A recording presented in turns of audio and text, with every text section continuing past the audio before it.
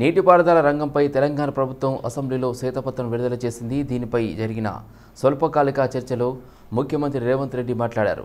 నీటిపారుదల రంగంపై విపక్షాలు అభిప్రాయం చెప్పాయని, గత ప్రభుత్వం గోదావరి ప్రాజెక్టుపై విశ్రాంత ఇంజనీర్లతో కమిటీ వేసిందని, ఆ కమిటీ నివేదికను సభ ముందు ఉంచుతున్నామని సీఎం రేవంత్ రెడ్డి తుమ్మిడిహట్టి వద్ద కాకుండా మరో చోట ప్రాజెక్టు రీడిజైనింగ్కు ఇక్కడ పునాది పలికిందన్నారు. గత ప్రభుత్వం తప్పులు అంగీకరించి తెలంగాణ సమాజానికి క్షమాపణ చెప్పి ఉంటే బాగుండేది. వారు చేసిన తప్పులను అంగీకరించి సలహాలు ఇస్తే కొంత మేరకైనా సమాజం అభినందించేది. తప్పులు అంగీకరించకుండా ఎదురుదాడి చేస్తున్నారు. మంత్రి పవర్ ప్రెజెంటేషన్ ఇస్తే తప్పుల తడక అంటున్నారు. చేసిన తప్పులను కప్పిపుచ్చుకునేందుకు తీవ్ర ప్రయత్నం చేస్తున్నారు అని రేవంత్ రెడ్డి మండిపడ్డారు. ఇట్లాంటి పరిస్థితుల్లో ఇంకా కూడా ఈ రకమైన మొండి వాదనలు, తొండి వాదనలు వద్దు హరీష్ రావు గారు. జరిగిన తప్పులు సరే, విజిలెన్స్ అండ్ ఎన్ఫోర్స్మెంట్ నివేదికిస్తే వాళ్ళని తిడుతుంది, కాగ్ నివేదికిస్తే వాళ్ళను ఆరోపణ చేస్తుంది, వాస్తవాలను చెప్తే మా మీద దాడి చేస్తుంది. మరి మీరు నియమించుకున్న అధికారులు ఇచ్చిన నివేదికని ఇది కూడా తప్పుడు నివేదికనే అధ్యక్ష. 4 సార్లు ప్రాజెక్టుకు శిలాపలకాలు వేసిందంటారు, మంచిదే. ఫస్ట్ ప్రాణహితనే ఉండే, చేవెళ్ళ చెల్లమ్మ అడిగితే చేవెళ్ళ దగ్గరకు వచ్చింది. శిలాపలకం వేయొద్దా? ఇవాళ వారి పక్కనే ఉంది కదా చేవెళ్ళ చెల్లమ్మ. ఎందుకు అక్క కూడా చెప్తలేదు హరీష్ నువ్వు మాట్లాడేది తప్పని? చేవెళ్ళ ప్రాజెక్ట్ ఆగిపోతే అక్కతో పాటు మేము కూడా ధర్నాకు పోయి లోపలికి దిగినాం కదా. వీళ్ళు వచ్చినాక దుర్మార్గం జరిగింది. చంద్రశేఖరరావు ముఖ్యమంత్రి అయినాక దుర్మార్గం జరిగింది. మెదక్ జిల్లాకే పరిమితం చేసుకున్నాడు, రంగారెడ్డి జిల్లాను ఎండబెట్టిండు. చేవెళ్ళ, వికారాబాద్, పరిగి, తాండూరు వరకు ఇవ్వాల్సిన గోదావరి జలాలను చంద్రశేఖరరావు దిగమింగిండు, మల్లన్న సాగర్కే ఆపేసిండని అక్క ధర్నా చేయలే. ఎదురుగ్గా కూర్చొని పచ్చి అబద్ధాలు మాట్లాడుతుంటే మా అక్క మా జిల్లా కోసం మాట్లాడతలేదంటే నాకు ఆశ్చర్యం అనిపిస్తుంది. ఆనాడు దీక్షలు చేసి, ధర్నాలు చేసి, ఆనాడు రాజశేఖర రెడ్డి గారిని ఒప్పించి మెప్పించి చేవెళ్లలో శిలాపలకం వేసి ప్రారంభోత్సవాలు చేసి 100 కోట్ల రూపాయల పనులు చేసి ఆ పనులను అర్ధాంతరంగా వదిలేస్తే దీక్షలు ధర్నాలు చేసిన శ్రీమతి సబితా ఇంద్రారెడ్డి గారు ఈ రోజు మౌనంగా హరీష్ రావు గారిని సమర్థిస్తున్నారు అంటే ఇది తెలంగాణ సమాజానికి మంచిదా అని తమ ద్వారా నేను అడుగుతున్నా అధ్యక్ష. ఎదురుగా ఉండి 6 అడుగులు నిలబడి ఆయన అబద్ధాలు చెప్తుంటే అక్క ఒక మాట కూడా తమ్మి ఇది తప్పు అని అనకపోతే ఎట్లా? అసెంబ్లీలో అధికార పక్షం ప్రతిపక్షం మధ్య మాటల యుద్ధం నడుస్తుంది. నీటి పంపకంపై ఇరు వర్గాల వాగ్వాదానికి దిగుతున్నారు. అదేవిధంగా ప్రభుత్వం కేంద్రానికి ఫిర్యాదు చేయలేదని శ్వేతపత్రంలో చెప్పారని మాజీ మంత్రి హరీష్ రావు చెప్పారు. వారంలోపే కేంద్రానికి ఫిర్యాదు చేశామని, గ్రీన్ ట్రైబ్యునల్కు వెళ్లి స్టే తెచ్చామని ఆయన వివరించారు. పత్రం తప్పుల తడక అని చెప్పేందుకే రాయలసీమ ఎత్తిపోతల అంశాన్ని లేవనెత్తారని వెల్లడించారు. శ్వేతపత్రంలోని తప్పుల తడకలు చదివి ప్రజలకు వివరిస్తానన్నారు. ప్రభుత్వం ప్రవేశపెట్టింది వైట్ పై ఫిర్యాదు ఫాలెన్స్ పర్ అని తీవ్ర ఆరోపణలు చేశారు. 2007-8లో కొబ్బరికాయ కొట్టారు అధ్యక్ష. 2012 నాటికి ఒకసారి మనం చూస్తే ఆ రోజు ఆ ప్రభుత్వం ఖర్చు పెట్టింది 168 కోట్ల రూపాయలు మాత్రమే ఖర్చు పెట్టారు. అంటే 38,500 కోట్లలో 168 కోట్లు ఖర్చు పెట్టారు. మొబిలైజేషన్, అడ్వాన్స్ అండ్ సర్వేల పేరు మీద 1426 కోట్ల రూపాయలు బిల్లులు లేపారు అధ్యక్ష. అంటే పనిచేసిన తక్కువ, సర్వే, మొబిలైజేషన్, అడ్వాన్స్ పేరు మీద ఎత్తిన బిల్లులు ఎక్కువ. ఈ విషయాన్ని కూడా గౌరవనీయులైనటువంటి మంత్రి గారు చెప్పుంటే బాగుండేది అధ్యక్ష. జిల్లాలో 2 పొడుగు మంత్రులు ఉన్నారు, ఆ సొరంగం చదువుతలేదు. రేపు తెలంగాణ ప్రభుత్వం వస్తుంది, కుర్చీ చేసుకుంటా, ఇక్కడనే కూర్చుంటా, ఇక్కడనే పండుకుంటాడు. ఒక్క అడిగినా 10 ఏళ్ళైంది అధ్యక్ష, 10 కిలోమీటర్లు పూర్తి చేయలేదు. 10 ఏళ్ళైంది, 10 కిలోమీటర్లు పూర్తి చేయలేదు. నిజంగా అది పూర్తి చేసి ఉంటే మాకు ఇవాళ గ్రావిటీ ద్వారా మాకు ఇవాళ రాయలసీమ లిఫ్ట్ ఇరిగేషన్ రాకపోతుండే, పోతిరెడ్డిపాడు కెపాసిటీ పెరగకపోతున్నాయి, మా నల్గొండ జిల్లా ఇవాళ ఎండకపోతుండే. కనీసం ఇవాళ తాగునీళ్ళు 4 లక్షల ఎకరాలకు శాశ్వత పరిష్కారం, ఫ్లోరైడ్ పరిష్కారం అయ్యేది. వీళ్ళ మూలాన సొరంగాన్ని పక్కన పెట్టి ఈయన ప్రాజెక్టులు డిలే అయింది, కాలు అయితే డిలే అయింది అధ్యక్ష. ఒకటి నీ సబ్జెక్ట్ మాట్లాడుతున్నా సార్, నీ సబ్జెక్ట్ మాట్లాడుతున్నా. ప్రాణాయిత డిలేట్ అయింది. అవును సార్ అధ్యక్ష, మేము ప్రాణాయిత చెప్పినాం, ప్రాణాయిత గురించి చెప్పినాం సార్ దగ్గర.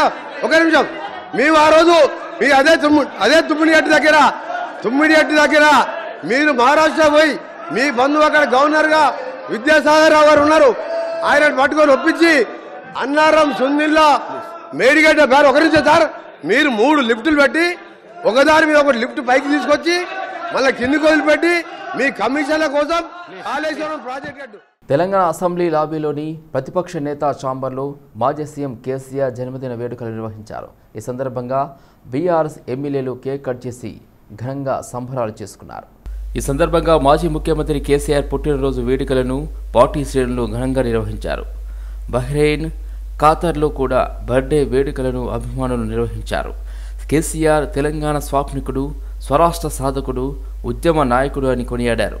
ప్రజల గుండెల్లో చిరకాలం నిలిచిపోయి మహనీయుడని అన్నారు. కారణ జన్ముడైన కేసీఆర్ చిరస్మరణీయుడిగా నిండు నూరేళ్లు వర్ధిల్లాలని ఆకాంక్షించారు.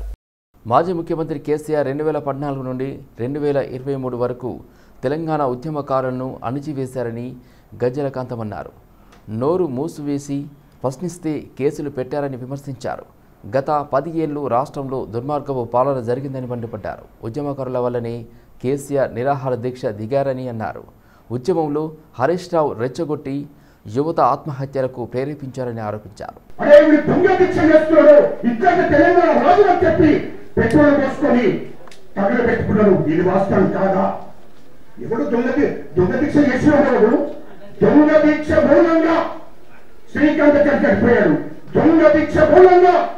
తెలంగాణ విద్యార్థులు యువత చనిపోయింది.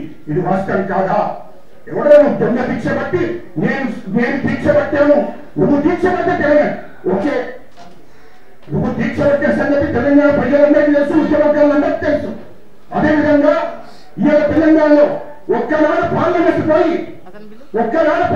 పోయి నిజంగానే తెలంగాణ కావాలని కొట్లాడిన చరిత్ర ఉందా? లేదు. 2001 పార్టీ పెట్టుకున్నాం. ఇవాళ మేము ఏది కూడా ఇప్పటి ఏంటంటే ఆయన 2001 పార్టీ పెట్టుకున్నాడు. 2004లో కాంగ్రెస్ పార్టీ. గత ప్రభుత్వం పేద ప్రజల అవసరాలను గుర్తించి షాదీ ముబారక్, కళ్యాణ లక్ష్మి వంటి వివిధ పథకాలను ప్రవేశపెట్టిందని సికింద్రాబాద్ శాసనసభ్యులు తీగుల పద్మారావు గౌడ్ అన్నారు. సికింద్రాబాద్ నియోజకవర్గానికి సంబంధించి 89 మందికి కళ్యాణ లక్ష్మి, షాదీ ముబారక్, ముఖ్యమంత్రి సహాయక నిధి చెక్కులను సీతాఫల్ మండి క్యాంపు కార్యాలయంలో పద్మారావు గౌడ్ పంపిణీ చేశారు. నూతన ప్రభుత్వం ప్రజా సంక్షేమానికి సంబంధించి చేసిన హామీలు నెరవేర్చాలని పద్మారావు గౌడ్ సూచించారు. సికింద్రాబాద్ నియోజకవర్గం పరిధిలో నిరంతరం తాము ప్రజలకు అండగా నిలుస్తున్నామని అన్నారు. అనంతరం మాజీ సీఎం కేసీఆర్ జన్మదిన వేడుకలు ఘనంగా నిర్వహించారు. ఈ సందర్భంగా పద్మారావు గౌడ్ కేక్ కట్ చేసి కేసీఆర్ కు పుట్టినరోజు శుభాకాంక్షలు తెలిపారు. బాణసంచ కాల్చి స్వీట్లు పంపిణీ చేసి వివిధ సేవా కార్యక్రమాలను పద్మారావు గౌడ్ ప్రారంభించారు. కార్యక్రమంలో కార్పొరేటర్లు, నేతలు, కార్యకర్తలు పాల్గొన్నారు. భారత రాష్ట్ర సమితి అధ్యక్షులు కల్వకుంట్ల చంద్రశేఖరరావు జన్మదినం సందర్భంగా సీతాఫల్ మండి కార్పొరేటర్ సామల హేమ నామాలగుండు శ్రీ వెంకటేశ్వర స్వామి ఆలయంలో ప్రత్యేక పూజలు నిర్వహించారు. ఈ సందర్భంగా గత 10 సంవత్సరాలు ముఖ్యమంత్రిగా రాష్ట్రాన్ని అభివృద్ధి పదంలో నడిపించిన నాయకుడు కేసీఆర్ అని కార్పొరేటర్ అన్నారు. కేసీఆర్ నిండు నూరేళ్ల ఆయురారోగ్యాలతో ఉండాలని కార్పొరేటర్ సామల హేమ అన్నారు. ప్రజాసేవలో ఉండాలని ఆ వెంకటేశ్వర స్వామి వారిని కోరుకుంటున్నట్లు కార్పొరేటర్ తెలిపారు. ఈ కార్యక్రమంలో బీఆర్ఎస్ సీనియర్ నాయకులు, వెంకటేశ్వర స్వామి ఆలయ ఫౌండర్ నోముల ప్రకాష్ తదితరులు పాల్గొన్నారు. జీహెచ్ఎంసీలో పనిచేస్తున్న శానిటేషన్ కార్మికుల కోసం చేపడుతున్న పథకాల అమలును జాతీయ కర్మచారి చైర్మన్ వెంకటేశన్ సమీక్షించారు. ఈ సందర్భంగా జీహెచ్ఎంసీ వివిధ విభాగాల్లో శానిటేషన్ వర్కర్స్, సఫాయి కర్మచారి అసోసియేషన్ ప్రతినిధులు చైర్మన్కు వినతి పత్రాలు సమర్పించారు. ముఖ్యంగా శానిటేషన్ వర్కర్స్కు ప్రభుత్వం అందిస్తున్న సేవల గురించి అడిగి తెలుసుకున్నారు. 7 సభ్యులతో గ్రూప్ ఏర్పాటు చేసినట్లు, ఒక్కొక్క గ్రూప్ కు ఒక లీడర్ ఏర్పాటు చేసినట్లు, 3 గ్రూపులకు ఒక ఎస్ఎఫ్ఏ ఉంటారని నిర్ణీత వ్యవధిలో వేతనం చెల్లిస్తున్నామన్నారు కమిషనర్. ఉదయం 5 నుండి 6 గంటల వరకు హాజరు కావడానికి సమయం ఇచ్చినట్లు తెలిపారు. ప్రమాదవశాత్తు కార్మికులు చనిపోతే 8 లక్షల రూపాయలు అందిస్తున్నట్లు తెలిపారు. ఈ సందర్భంగా మీకోసం మీ సమస్యల పరిష్కారానికి వచ్చినట్లు చైర్మన్ వెంకటేశన్ అన్నారు. ఫిర్యాదిగూడ నూతన కమిషనర్గా త్రిలేశ్వరరావు బాధ్యతలు స్వీకరించారు. ఈ సందర్భంగా త్రిలేశ్వరరావుని ఫిర్యాదిగూడ municipal corporation Congress party committee సభ్యుల ఆధ్వర్యంలో సన్మానించారు. ఈ కార్యక్రమంలో ఫిర్యాదిగూడ మున్సిపల్ కార్పొరేషన్ కాంగ్రెస్ పార్టీ అధ్యక్షుడు తుంగతుర్తి రవి, పన్నాల శ్రీనివాసరెడ్డి, ప్రభాకర్ రెడ్డి, మోహన్, రంజిత్ రెడ్డి, రమేష్, ఎన్ఎస్యుఐ నాయకులు, మహిళా నాయకులు పాల్గొన్నారు. పార్కింగ్, ట్రాఫిక్ అక్రమాలకు పాల్పడే వారిపై చర్యలు తీసుకుంటామని హైదరాబాద్ సిపి శ్రీనివాసరెడ్డి అన్నారు. రూల్స్ ఫాలో కాకుంటే చలాన్లు వేసి ముక్కుపిండి వసూలు చేస్తామని హెచ్చరించారు. ఎంత పెద్దోడైనా ఎవ్వరిని వదిలే ప్రసక్తే లేదని మండిపడ్డారు. గూడ్స్ వెహికల్ల వల్ల ట్రాఫిక్ ఎక్కువ అవుతుందని, వాటికి కేటాయించిన సమయంలో మాత్రమే రావాలని సిపి శ్రీనివాసరెడ్డి అన్నారు. మిగతా సమయంలో వస్తే చలాన్స్ వేస్తామని తెలిపారు. ట్రాఫిక్పై కొత్త రెగ్యులేషన్స్ తేబోతున్నామని, ట్రాఫిక్ లెస్ సిటీగా హైదరాబాద్ మారనుందని అన్నారు. ట్రాఫిక్ రోడ్ సేఫ్టీ మంత్ నిర్వహిస్తున్నామని, అర్బన్ ప్రజలకు ట్రాఫిక్పై అవగాహన కల్పిస్తున్నామని తెలిపారు. విద్యార్థులు, యువత, auto, lorry, truck, car drivers ప్రతి ఒక్కరికి అవేర్నెస్ కల్పిస్తున్నామని అన్నారు. ఈ సంవత్సరానికి ఆ నెల ఏదైతే ఉంటుందో ఆ నెల అవేర్నెస్ కార్యక్రమం అనేది ముగింపు కార్యక్రమం. కానీ ట్రాఫిక్ నిర్వహణ గురించి కానీ, ట్రాఫిక్ నియంత్రణ గురించి కానీ, ట్రాఫిక్ ఎన్ఫోర్స్మెంట్ గురించి కానీ ముగింపు కాదు అది. కానీ నేను ఇంతకుముందే ఎప్పుడు చెప్తుంటే ట్రాఫిక్ అనేది ఒక జీవనది. మేము 24/7 కష్టపడుతూనే ఉంటాం. ఈ అవేర్నెస్ ప్రోగ్రామ్స్ స్కూల్స్, కాలేజెస్ స్టూడెంట్స్కి, వీళ్ళకు schools and college students conduct చేసిన 31 ఉన్నాయి. ఆటో డ్రైవర్స్కి డిఫరెంట్ వేరియస్ కార్నర్స్లో ఆటో డ్రైవర్స్, అందులో ట్రక్ డ్రైవర్స్, వీళ్ళందరికీ కండక్ట్ చేసిన ఒక 8 ప్రోగ్రామ్స్ ఉన్నాయి. అందులో ఒక పెద్ద ప్రోగ్రామ్కి నేను కూడా అటెండ్ అవ్వడం జరిగింది ఒక 5-6 రోజుల క్రితం. అక్కడ గుడిమల్కాపూర్ పిఎస్ లిమిట్స్లో, కింగ్స్ ప్యాలెస్లో. అట్లాగే బస్ డ్రైవర్స్కి, ఇంక్లూడింగ్ ఆర్టీసీ బస్ డ్రైవర్స్కి ఒక 4 అవేర్నెస్ ప్రోగ్రామ్స్, లారీ ట్రక్ డ్రైవర్స్కి సపరేట్గా మరి ఒక 150కి పైగా ప్రోగ్రామ్స్, 30,000 మంది హాజరైన ఈ ప్రోగ్రామ్స్లో ఈ అవేర్నెస్ ప్రోగ్రామ్స్ ట్రాఫిక్ రూల్స్ గురించిన అవగాహన అనేది కల్పించడం జరిగింది. అట్లాగే కొద్దిగా సిటీ లెవెల్ ప్రోగ్రామ్స్లో కూడా ఒకటి కానీ, సుల్తాన్ ఉలూమ్ కాలేజ్లో ఒకటి కానీ, దాదాపు 2,000 మందితో అక్కడ, హరిహర కళాభవన్లో 1,500 మంది, కింగ్స్ ప్యాలెస్ ఫంక్షన్ ఇందాక చెప్పింది అది. ఫిలిం నగర్ పరిధిలోని టోలీ చౌకీ ప్రాంతంలో ఈడీ అటాచ్మెంట్లో ఉన్న నౌహీరా షేక్ ఆస్తుల అక్రమాలకు దుండగులు యత్నించారు. 2020లోనే ఈడీ అధికారులు ఆస్తులను అటాచ్ చేసి స్వాధీనం చేసుకున్నారు. జనవరి 29న స్థలాల వద్ద దుండగులు బోర్డును ఏర్పాటు చేశారు. గత నెల 31న వెస్ట్ జోన్ డీసీపీకి ఈడీ అధికారులు లేఖ రాశారు. తాజాగా ఈడీ అధికారులు శుక్రవారం స్థలాన్ని పరిశీలించారు. స్థలాల వద్ద నౌహీరా షేక్ పేరుతో బోర్డును ఏర్పాటు చేశారు దుండగులు. దీంతో ఫిలిం నగర్ పోలీసులకు ED assistant director Gajraj Singh Thakur ఫిర్యాదు చేశారు. దీనిపై కేసు నమోదు చేశారు పోలీసులు. All India Catholic Union working committee సమావేశాలు తార్నాకలోని సత్యోదయ రీట్రీట్ సెంటర్లో ఘనంగా ప్రారంభమయ్యాయి. దేశంలో కొంతకాలంగా క్రిస్టియన్లపై దాడులు పెరిగిపోతున్నాయని ఆవేదన వ్యక్తం చేశారు. దేశంలో చురుకుగా ఉన్న కొన్ని విద్రోహ శక్తులు రాజకీయాలు చేస్తున్నాయని ఆరోపించాయి. దేశంలో నెలకొని ఉన్న శాంతికి భంగం కలిగించేందుకు వారు ప్రయత్నిస్తున్నారని అన్నారు. అనవసరమైన అంశాలలో క్రిస్టియన్ మత గురువులు, సిస్టర్లను వేధిస్తున్నారని వాపోయారు. Catholic bishops conference of India గుర్తించిన తమ యూనియన్ దేశంలోని 16 మిలియన్ల క్యాథలిక్లకు ప్రాతినిధ్యం వహిస్తుందని చెప్పారు. 3 రోజుల పాటు జరిగే ఈ సమావేశంలో వివిధ అంశాలను చర్చించనున్నట్లు వివరించారు. The national president has already spoken with regard to the objectives why we are here. And if you look at a whole towards the country, the amount of mistrust that is being created is tremendous. We all as a civil servant, civil society, working towards the betterment of the humanity, need to condemn the forces of divisiveness that are working in the country. So this process of mediation, arbitration and reconciliation that we are here. Today we are having a program on arbitration, negotiation and mediation, where the Catholic community is seeking to create a pool of trained mediators in dispute resolution. I think the country needs healing today, especially when hate is being politicized, hate is being commercialized. We see various acts. Even recently there had been a case of vandalizing of a Methodist church. We see the issue in Mangalore. We see Manipur.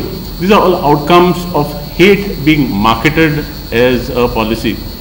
I think what our motherland needs today is a unifying force of love, and that's what the Catholic community has always stood for, to build the great nation that we all love so much.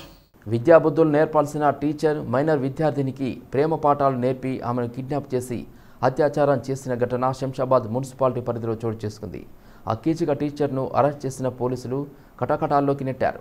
Nizamabad ప్రాంతానికి చెందిన సూర్యదీప్ అనే Keechaka teacher శంషాబాద్లోని ఓ కాలేజీలో లెక్చరర్గా చేరారు. అదే కాలేజీలో చదువుతున్న ఓ minor బాలికకు ప్రేమ పేరుతో మాయమాటలు చెప్పాడు. మైనర్ బాలికను కిడ్నాప్ చేసి నగరానికి తీసుకువెళ్లి ఆమెపై అత్యాచారానికి ఒడిగట్టాడు. విషయం కుటుంబ సభ్యులకు తెలియడంతో పోలీసులను ఆశ్రయించి ఫిర్యాదు చేశారు. కేసు నమోదు చేసిన పోలీసులు విచారణ చేపట్టిన నిందితుడు సూర్యదీప్ ను అదుపులోకి తీసుకుని అతనిపై కిడ్నాప్ పోక్సో యాక్ట్ కింద కేసు నమోదు చేసి రిమాండ్కు తరలించారు. జేఈ మెయిన్స్ సెషన్లు హైదరాబాద్ నల్లకుంట నారాయణ కాలేజీ విద్యార్థులు ఉత్తమ ఫలితాలను సాధించారని నారాయణ కాలేజ్ విభాగాధిపతి పవన్ కుమార్ శర్మ అన్నారు. నారాయణ కాలేజీలోని ఉత్తీర్ణతను సాధించిన విద్యార్థులను సన్మానించారు. జేఈఈ సెషన్ పరీక్షలో విద్యార్థులు సిలబస్ లో చెప్పిన మాదిరిగానే అనుసరించి ఉత్తమ ఫలితాలను సాధించారన్నారు పవన్ కుమార్ శర్మ. ముఖ్యంగా కోర్డిన్ హబీబ్ వారి సూచనల మేరకు విద్యార్థులు తమ ప్రతిభను కనబర్చి ర్యాంకులను సాధించారన్నారు. అంతేకాకుండా విద్యార్థుల తల్లిదండ్రులు పెట్టుకున్న నమ్మకాన్ని వమ్ము చేయకుండా మొదటి ర్యాంకులో సాధించడం ఎంతో గర్వకారణమన్నారు. నారాయణ కాలేజ్ ఉపాధ్యాయ బృందం బోధనతోనే ఉత్తమ ఫలితాలను సాధించడంపై హర్షం వ్యక్తం చేశారు. మా కోర్ డీన్ హబీబ్ సార్ తరఫున మేము ఇక్కడ ఈ సక్సెస్ మీట్ని సెలబ్రేట్ చేసుకుంటున్నాం. మాకు 99.9% లోపల 9 మంది పిల్లలు వచ్చారు. అలానే 99 అంతకన్నా తక్కువ పర్సంటేజ్ అంతకన్నా ఎక్కువ బెటర్ పెర్ఫార్మెన్స్ చేసిన పిల్లలు ఒక 47 మంది పిల్లలు ఉన్నారు. ఈ పిల్లలందరూ కూడా ఖచ్చితంగా డ్యామ్ షూర్ 10,000 లోపల వస్తారు. అలానే 1000 లోపల ఒక 10 మంది ఇవాల్టి రోజు పర్ఫార్మెన్స్ దృష్ట్యా ఒక 10 మంది అయితే వస్తారు. సో కాబట్టి మా దరిదాపుల్లో ఏ కాంపిటేటర్కి రానటువంటి రిజల్ట్ ఇంకా నారాయణ వాళ్ళ డిఫరెంట్ ప్రెమిసెస్లో కూడా రాని రిజల్ట్ ఈ క్యాంపస్లో వచ్చింది. దీనికి పూర్తి బాధ్యత మా కోర్డీన్ అయినటువంటి హబీబ్ సార్దే. ఆయన ఎంతో కష్టపడి మంచి ప్లాన్స్ వేసి అకాడమిక్ టీం అంతటిని జాగ్రత్తగా కూర్పు చేసి పిల్లలని జాగ్రత్తగా చదివించి వాళ్ళని ఈ స్థాయికి తీసుకురావటం జరిగింది. ఇందులో పేరెంట్స్ సహకారం అపారమైనది. వాళ్ళు మమ్మల్ని నమ్మి మా దగ్గర ఆ పిల్లల్ని పెట్టడం చేతనే మేము తెలంగాణ త్రోబాల్ అసోసియేషన్ వార్షిక జనరల్ బాడీ మీటింగ్ ఎన్నికలను హైదరాబాద్ యూసఫ్గూడలోని వల్లాల గ్రౌండ్స్లో నిర్వహించారు. గౌరవనీయమైన సమావేశం కీలక ఆఫీసర్ బేరర్లను ఏకగ్రీవంగా ఎన్నుకుంది. తెలంగాణలోని మొత్తం 10 జిల్లాల నుండి విశిష్ట కార్యదర్శులు, అధ్యక్షులు, ఏజీఎం ఎన్నికలలో చురుకుగా పాల్గొన్నారు. కొత్తగా ఎన్నికైన సంఘం సంయుక్తంగా వార్షిక క్యాలెండర్ను ప్రతిపాదించింది. ఇది హైదరాబాద్లో నిర్వహించే జూనియర్ నేషనల్ ఛాంపియన్షిప్ కోసం ప్రణాళికను హైలైట్ చేస్తుంది. ఎన్నికలను పర్యవేక్షించేందుకు తెలంగాణ రాష్ట్ర స్పోర్ట్స్ అథారిటీ నుండి అలెగ్జాండర్ ఫ్రాన్సిస్ పరిశీలకుడు కూడా నియమితులయ్యారు. Madhu throwball federation of India నుండి పరిశీలకుడిగా వ్యవహరిస్తారు. గత 2 times కూడా నన్ను ప్రెసిడెంట్గా ఎన్నుకోవడం చాలా సంతోషంగా ఫీల్ అవుతున్నాను. అందరూ కూడా హార్ట్ఫుల్ థ్యాంక్స్. ఇప్పుడు 3rd time మీటింగ్ జరుగుతుంది. అందరూ కూడా డిసైడ్ అవ్వడం మనకి యునానిమస్గా ప్రెసిడెంట్గా పెట్టాలని చెప్పి అనుకోవడం చాలా సంతోషంగా ఫీల్ అవుతుంది. మరి ఒకసారి అందరూ కూడా హార్ట్ఫుల్ థ్యాంక్స్. ఇంకేంటంటే మనం గవర్నమెంట్ రికగ్నైజేషన్ ఇచ్చి పిల్లలకి ఎన్నుకునే విధంగా కష్టపడాలనేది మనందరి రివ్యూ. సో మీరందరూ కూడా ఇప్పుడు 10 years చూస్తాను. కంటిన్యూస్గా మీరు అందరూ స్కూల్స్ మ్యాక్సిమం కాంపిటీషన్స్ కండక్ట్ చేసి ఇంకా పెద్ద ఎత్తున ప్రోగ్రామ్స్ కండక్ట్ చేద్దాం. ఇంకా అందరూ కూడా నేషనల్స్ కండక్ట్ చేద్దామని అనుకున్నాం. సో కూర్చొని మాట్లాడి నేషనల్స్ కూడా మనం మన ప్లేస్లో చేసే విధంగా కష్టపడదాం. స్పోర్ట్స్ బాగా గుర్తింపు తీసుకొచ్చే విధంగా అందరూ కష్టపడతారు. ఈరోజు ఆలస్యమైంది, సారీ. నాకు వేరే భారతీయ జనతా పార్టీ తెలంగాణ రాష్ట్ర పార్టీ పిలుపు మేరకు బీజేపీ మహిళా Morcha state executive member Renuka Mudiraj ఆధ్వర్యంలో ఐఎస్ సదర్న్ డివిజన్ బాలాజీనగర్లో బస్తీ బాట కార్యక్రమం నిర్వహించారు. ఈ కార్యక్రమానికి ముఖ్య అతిథులుగా బీజేవైఎం యాకత్పుర అసెంబ్లీ కన్వీనర్ రాగిర్ ఈశ్వర్ యాదవ్ బస్తీ ప్రముఖులను కలిశారు. పార్టీ పటిష్టత కొరకు ప్రతి ఒక్కరూ బూత్ లెవెల్లో పనిచేయాలని, రాబోయే పార్లమెంటు ఎన్నికల్లో ఎంఐఎం పార్టీని ఓడించి భారతీయ జనతా పార్టీ జెండాను ఎగురవేయాలని, దీనికి ప్రతి ఒక్కరూ సహకరించాలని వారు కోరారు. మూసీ నదిలో ఉన్న సుమారు 1000 సంవత్సరాల చరిత్ర కలిగిన శివాలయంకు సంబంధించి మహాశివరాత్రి సందర్భంగా అక్కడ ఏటా నిర్వహించే జాతర ఏర్పాట్లను స్థానిక కార్పొరేటర్ రంగా నరసింహ గుప్తా అధికారులతో కలిసి పరిశీలించారు. 20 రోజులలో జాతరకు కావలసిన ఏర్పాట్లను మూసీ నదిలో మెట్లు, లైట్స్, త్రాగునీరు, ఇతర ఏర్పాట్లు చేయాలని అధికారులను ఆదేశించారు. ఈ కార్యక్రమంలో sanitation inspector Mahender Reddy, engineering inspector Ratnasai, Ramky incharge Ravi, GHMC జవాన్ గణేష్ రెడ్డి మరియు జాతర నిర్వాహకులు కృష్ణారెడ్డి, ప్రభు, రాకేష్, బీజేపీ నాయకులు కమల్జీ, గోపినాథ్ మొదలగు వారు పాల్గొన్నారు. మేడ్చల్ జిల్లా బోడుపల్ మున్సిపల్ పరిధిలోని మహిళలు, ఏఎస్ఎఫ్ విద్యార్థి సంఘ నాయకులు ధర్నా చేపట్టారు. బోడుపల్ ప్రధాన రహదారిపై జనావాసాలు, విద్యా సంస్థల మధ్యలో ఏర్పాటు చేసి శ్రీ సింధూరా వైన్స్ పర్మిషన్ రద్దు చేయాలని డిమాండ్ చేశారు. అపార్ట్మెంట్ విద్యా సంస్థలు, కాలనీల మధ్య శ్రీ సింధూరా వైన్స్ ఏర్పాటు చేయడం వలన ఇళ్ల నుండి మహిళలు బయటకు రావాలంటే భయమేస్తుందని స్థానిక మహిళలు ఆవేదన వ్యక్తం చేశారు. ఈ వైన్స్ విషయంపై నెల రోజులుగా ఎక్సైజ్ అధికారులకు, బోడుపల్ మున్సిపల్ కార్పొరేషన్ అధికారులకు, ప్రజాభవన్ అధికారులకు, ఎక్సైజ్ మినిస్టర్ జూపల్లి కృష్ణారావుకి సైతం ఫిర్యాదు చేసినా ఎవరూ స్పందించలేదని స్థానిక అపార్ట్మెంట్ వాసులు ఆవేదన వ్యక్తం చేశారు. ప్రజాపాలన అంటే ఇదేనా అని ఎక్సైజ్ మినిస్టర్ కి సైతం ఫిర్యాదు చేసిన అధికారులు ప్రభుత్వం స్పందించకపోవడం సిగ్గుచేటని మండిపడ్డారు.